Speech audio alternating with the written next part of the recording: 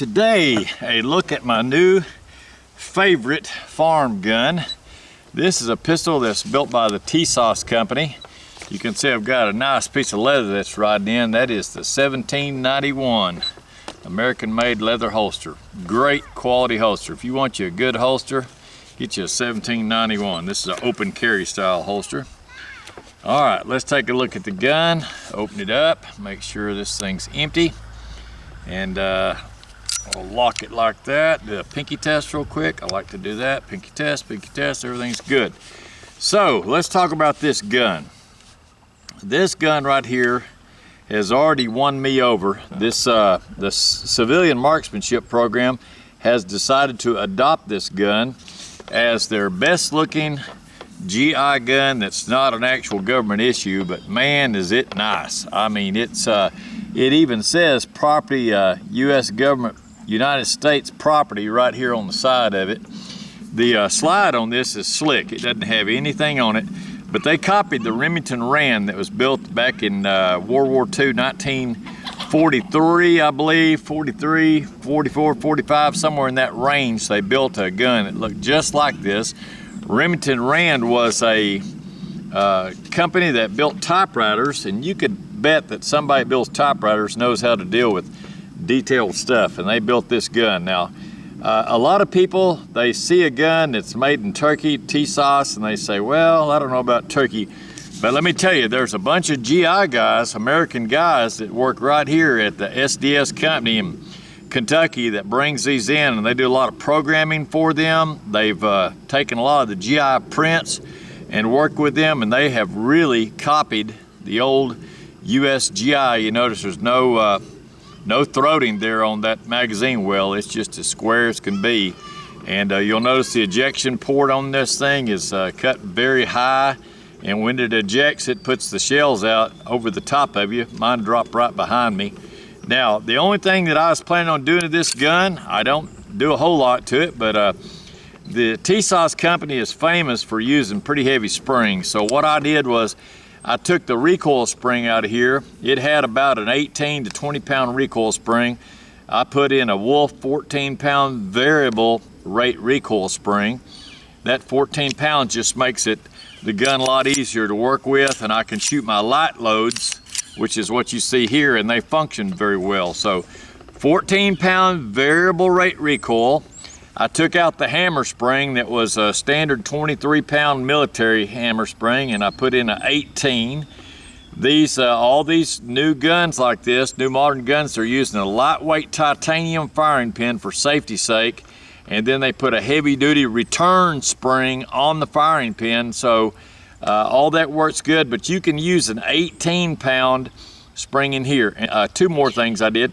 I took the flat spring out of here that controls the triggers, and I went ahead and got the Wolf spring, put that flat Wolf spring in there to control my trigger now, and I tuned it. So I took this from a 9 pound trigger, and that's about what it was, 8.5, 9 pound from the company, and I dropped it down to 3 1/4, and that's more to my liking. This is not a target pistol, but on the farm I still want to be able to hit some targets, and today we're going to shoot some balloons. I got them over at the shoot house. We're going to shoot them today so you can see them. But one more thing I did, this is, like I say, they overspring these to death. This magazine release spring was I'm going to go ahead and open this up. It was very, very heavy, okay? I'm talking about you couldn't even hardly get it to go in there. And watch the release on this now. New spring on here. I put in a light duty mag release spring. Now when you push the button, it lets that mag out nice and smooth. It also takes it nice and smooth, so I like that. I like a spring that's, you know, it'll hold it in there. It's not going to go anywhere, but I want it just to push the button and let it go. I don't want to have to stand on the button, and that's what they had. They had a very heavy spring. Now, I think what they're doing, this is just my opinion, but I think what they do, I think TISAS on these uses heavy springs because they know over time those springs can get weaker, and they just want their name on their gun to be that it's dependable. These are used at CMP, the new civilian marksmanship program for the 1911 competition shooting. uses this. They allow this as a GI gun. It is qualified at the civilian marksmanship program. But it's really a good quality gun. The finish on here is the right color. It is a parkerized finish, so that if you scratch it, you can, manganese phosphate, you can throw that in a tank and have it reparkerized. It has the 8 lines on the back on this mainspring housing. It is a curved mainspring housing. It has the plastic grips on it, which was pretty much standard. It has a little bit longer tang on your grip safety, and the hammer is called an E-series hammer, which was typical for that time frame, the year model that these were built. Remington Rand used a skinny hammer, where Colt was using a little wider hammer. But this is a copy of the Remington Rand. Notice no forward cock insertions. It's got cock insertions in the rear, and these are razor sharp, man. When you put your hand on those, they are not going to let that slide slip out of your hand. And it does have the small sights, which is okay. I have ordered some gold metallic paint from Testers, the model paint in the little glass square bottle, and I'm going to have my wife, she's better at that. She's got some little bitty brushes. I'm going to have her tape this off with some painter's tape on both sides and just paint me a little stripe only on the front. Just going to paint the front half, because that's all you see as a shooter. So from the very tip top of it, she's going to paint from there back right to where it lands on the slide itself, so it'll have a half of a half moon, so it'll be a quarter moon of gold. And I guarantee you, when she gets done, it'll be beautiful. If it needs a little touch up, she'll go back and do that. But like I say, we'll do the painter's tape. I'll clean this real good with the Birchwood Casey gun blast, and it'll make it down to bare metal. But then put the painter's tape on both sides and on the front, and then put that little gold, and that's really all that'll need. Some people make fun of these sights because they're not target sights, but friend, back in the day, they were shooting this as a combat weapon. They were teaching them to point shoot. Those guys, you watch the old Army training videos, those guys would just hold that gun. They would make it an extension of their arm bone, and they'd bring it out from the hip and just point towards the target and pull the trigger. They weren't doing any real fine sight alignment, because back in the day, they were expecting to be down in the trenches. They'd already run out of ammo with the rifle, and this was an absolutely last-ditch effort. This was a lot better than having to fix bayonets and fight it out that way, but this was a guy dropped down in a hole, or he dropped down behind a log somewhere and trying to reload his rifle and realized the bad guys come in on him. He just pull this out and point his finger at the bad guy, at the enemy, and just pull the trigger, man. I mean, you didn't have time. It might be late at night, the sun may be down. I mean, you just did not have time for fine sight alignment. Now, here's the good news on this gun. I have done some target shooting with this at 7 yards. I put this on my last video, I put just a Sharpie mark on a paper plate about the size of a nickel, and I was able to put 3 bullets in the same hole, touching the bottom, right in the bottom of that circle, because that's where I was aiming, 6 o'clock Navy hold. And I mean, it put 3 bullets in the same hole. So I was real happy with that. So the price on this gun was $350. $350. You'll find these anywhere ranging from $350 to $400. But don't feel like for 1 second that you're getting some kind of a substandard cheap gun, because these things are very well built, and the company that builds these, they build some target guns. They build some really high-end, nice 1911. So I always look at a company and see what they build on the upper end and see what kind of equipment they've got. They're using the exact same CNC equipment, same cutting tools and everything, the same forged steel. This is a forged frame. It is a forged slide, forged barrel. And here's the amazing part. Even at that price range I'm quoting to you, this gun right here has no MIM parts inside it. I have taken this completely apart and looked inside, and every piece in this gun is a tool steel part that's been machined. Now that's expensive to do, and sometimes even requires a little touch up, because you can have flags, you can have sharp edges on a part.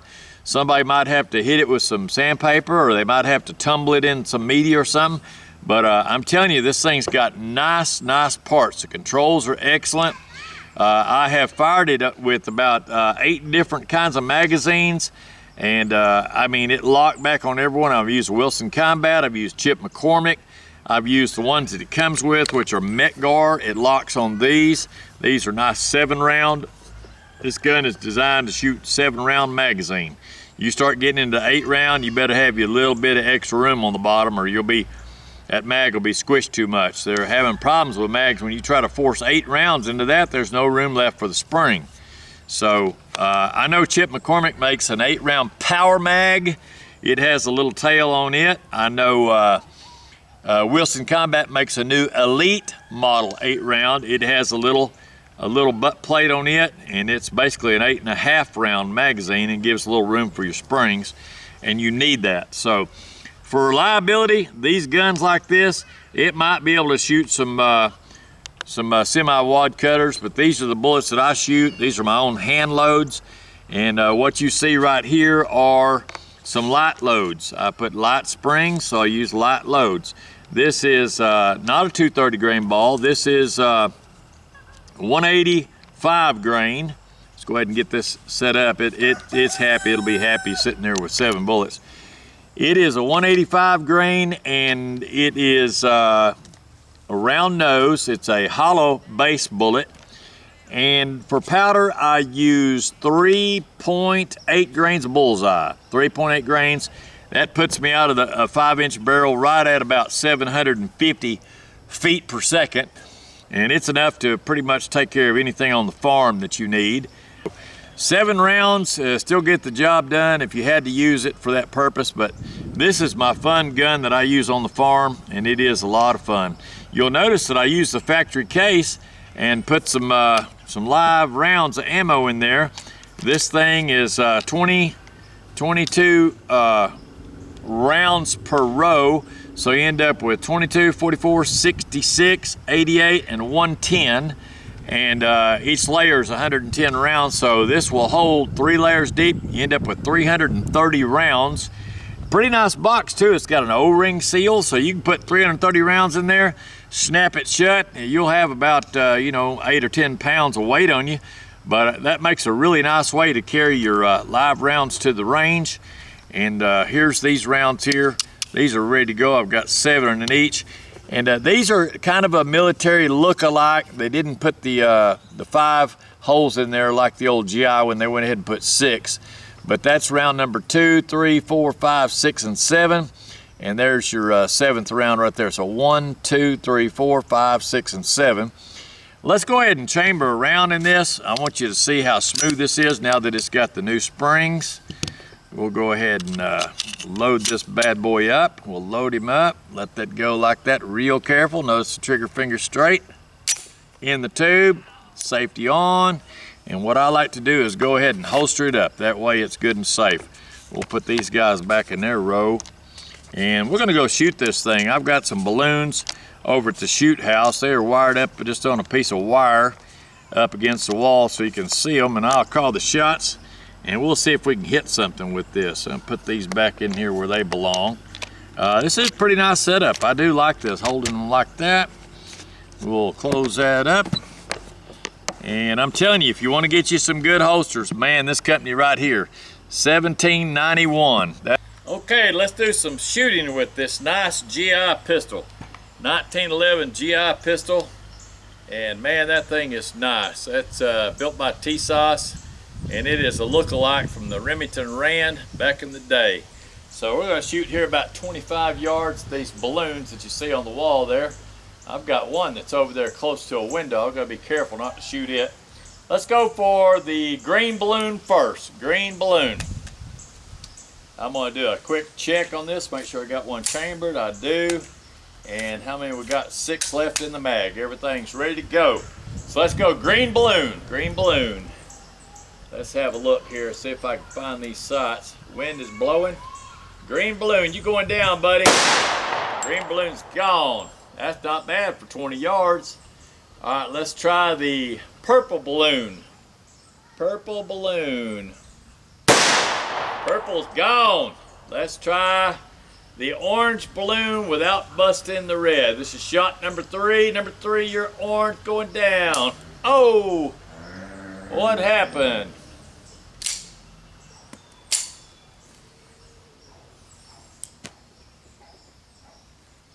Okay, orange balloon going down.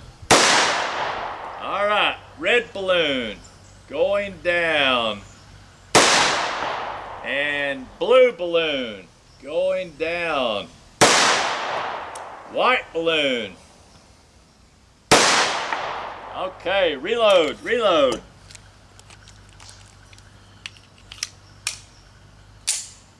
And yellow balloon over there by the window. Let's stay to the left of the window so I don't break it. And we got a yellow balloon down. So that's pretty good.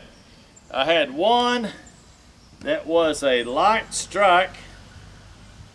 And that is a bad primer. It's not a light strike. It's a heavy strike. The primer was bad. That's some of my cheap primers on my reload, but that's okay. That's not a combat situation. Got some nice reloads here. We'll save those. Those are always handy. Ejection pattern's pretty good. It dropped them all right here handy, so that's good. And I'm happy with it. Let me go ahead and finish up here. I just want to tell you, I'm real happy with this gun. It's been 100% function. It's done great for me, and I really enjoy it. It shoots good with the lighter springs in it, 3.5 pound trigger. You can pretty much hit anything you want to hit. So over and out for now. All right, this is my new TISAS Remington Rand copy pistol, 1911. Got 7 rounds in it. I'm going to try this for rapid fire and just see how it ejects and see how it handles 7 rapid rounds. Let's try it out.